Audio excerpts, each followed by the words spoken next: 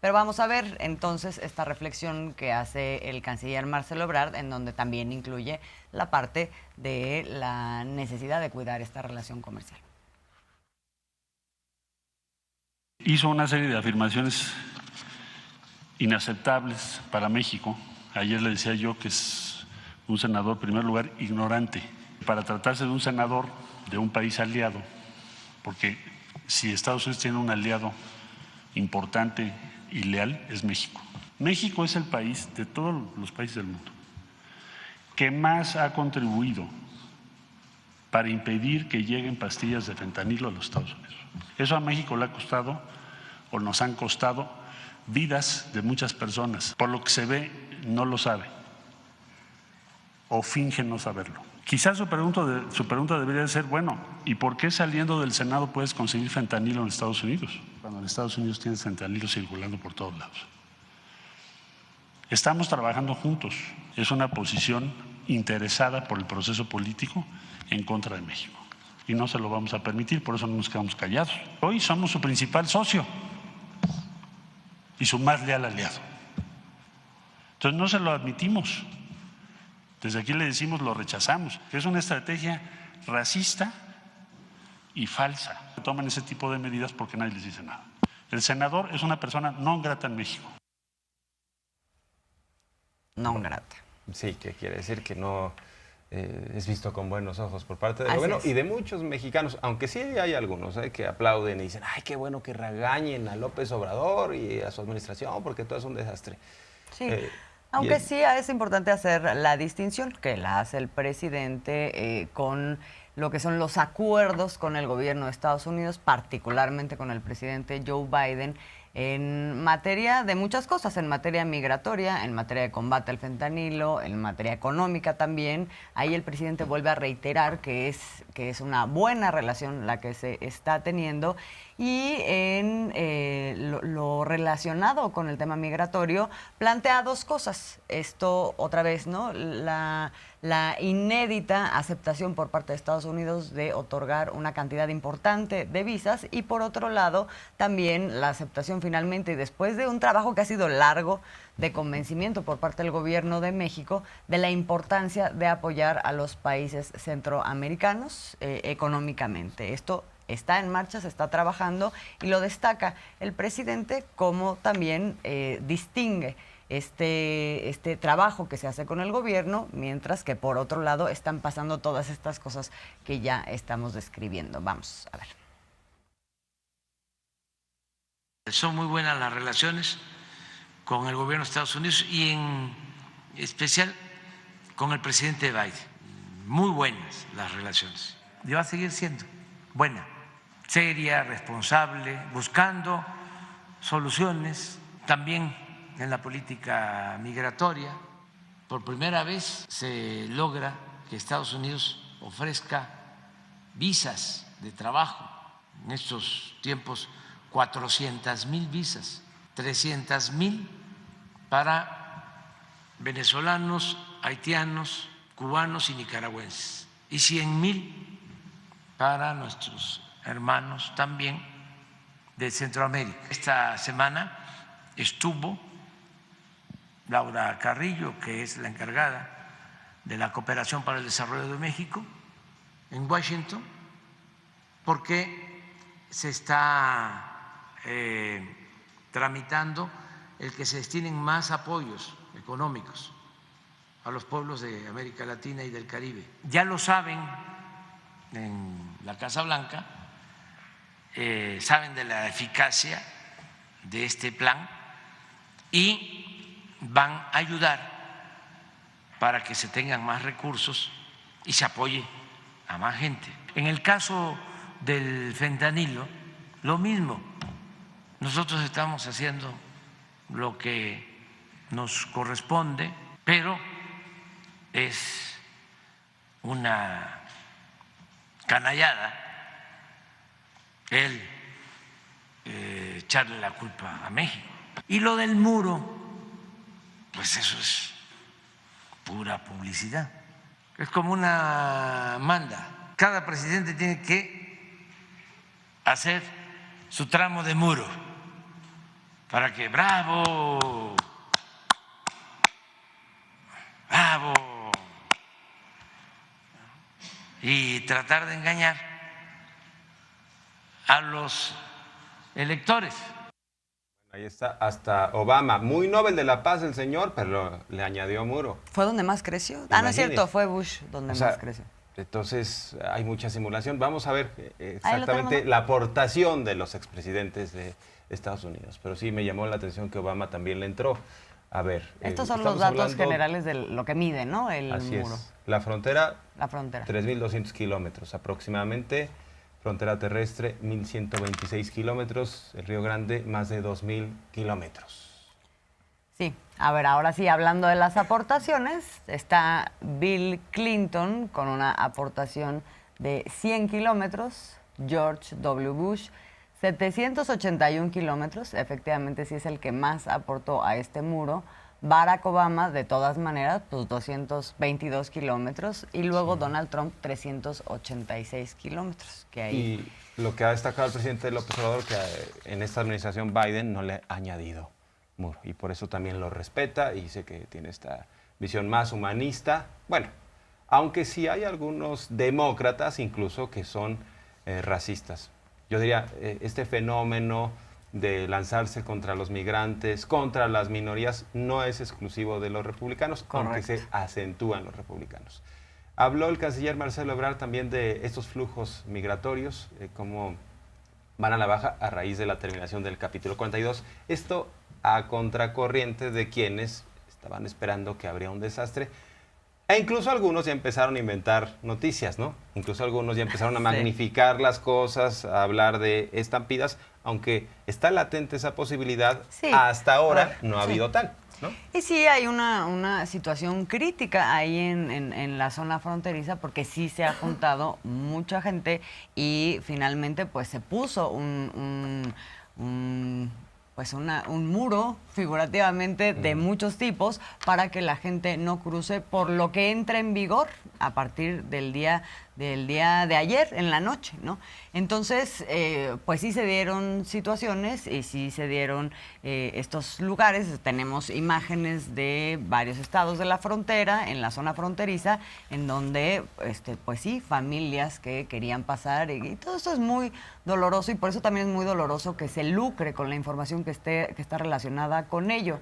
Para esto, creo que sí es importante que haya claridad sobre qué fue lo que pasó y qué es lo que va a estar pasando en estos momentos en la frontera del norte y del sur de nuestro país, por donde pasan los migrantes o donde se quedan, donde están instalados, y de eso hubo un informe el día de hoy por parte del canciller Marcelo Ebrard. Vamos a escuchar.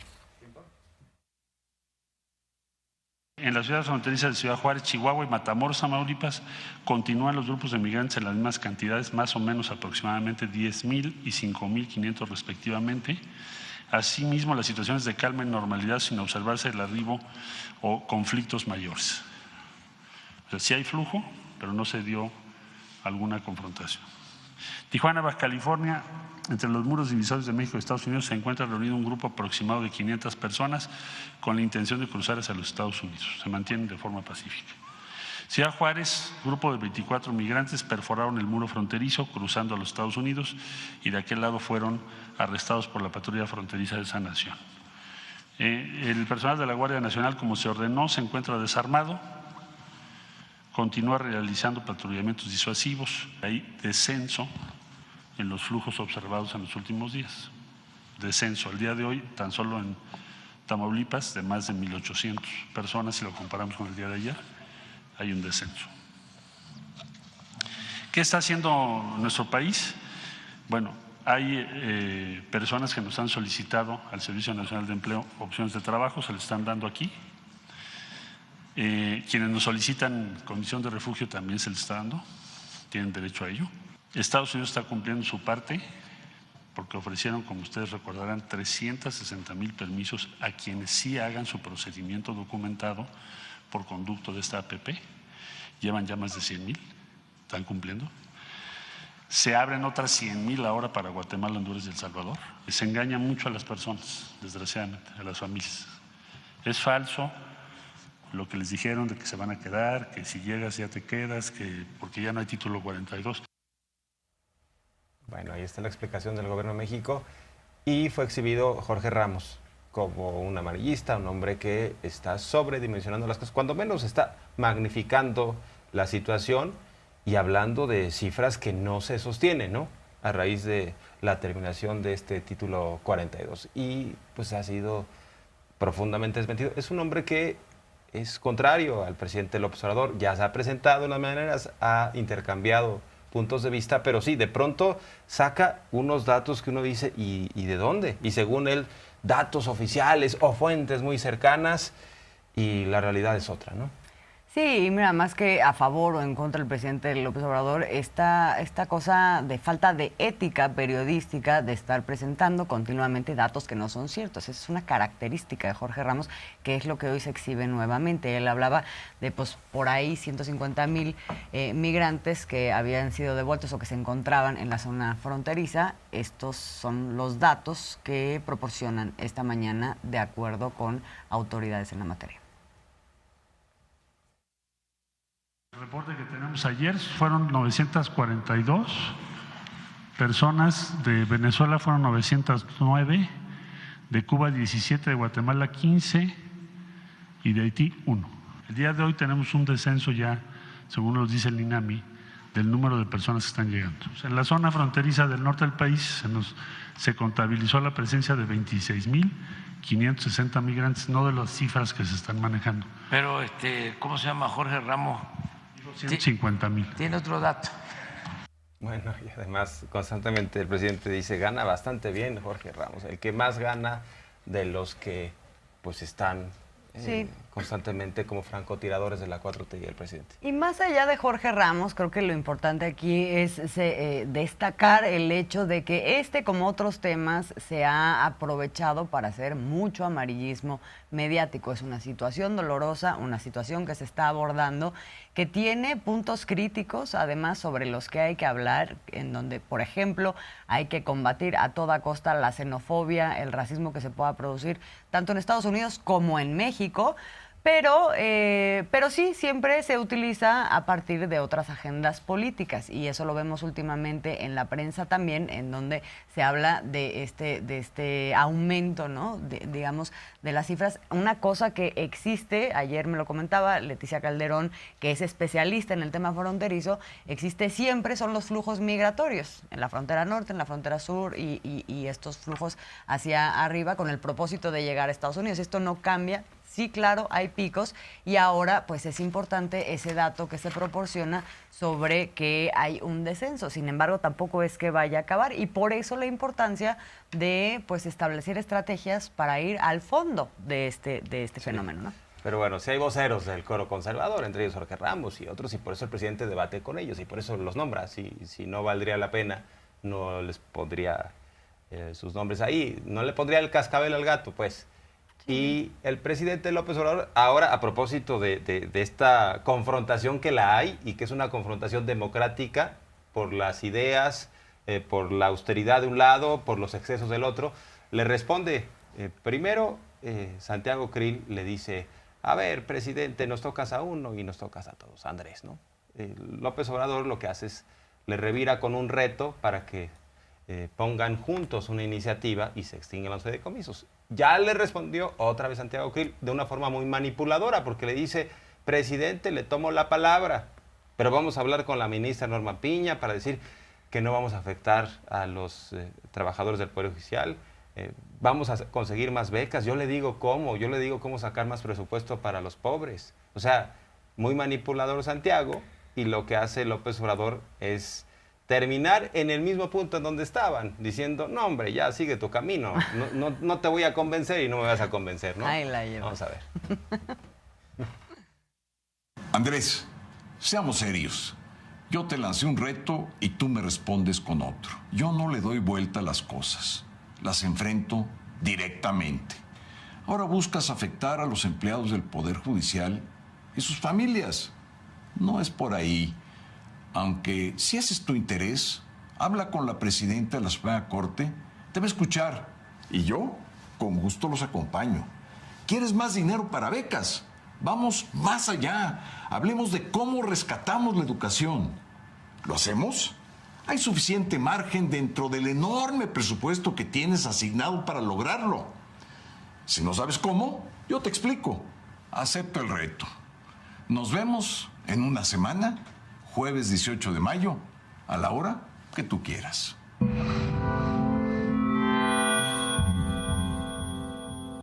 Bueno, y tenemos entonces la respuesta del presidente, ¿no? Que es también muy clara. Dice, a ver, por favor, ya. Ahí la dejamos, sigue tu camino, ¿no? Bueno. Invité a Krill para que me acompañara a hacer la gestión que desapareciera el fideicomiso de 20,000 millones de pesos que tienen en la Corte, que alcanza para construir 6 grandes hospitales y equiparlos. Bueno, me mandó a decir Krill que me acompaña a ver a la presidenta de la Corte. No, y que además lo que quiero, fíjense la manipulación y la mentalidad de esta gente, que lo que quiero es perjudicar a las familias de los trabajadores del Poder Judicial.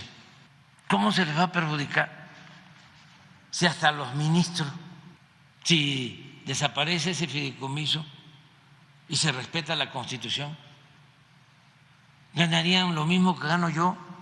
Ya quisieran la mayoría de los mexicanos. Estamos viendo que los trabajadores, casi 22 millones de trabajadores inscritos al Seguro Social, ganan en promedio 16,000 pesos mensuales.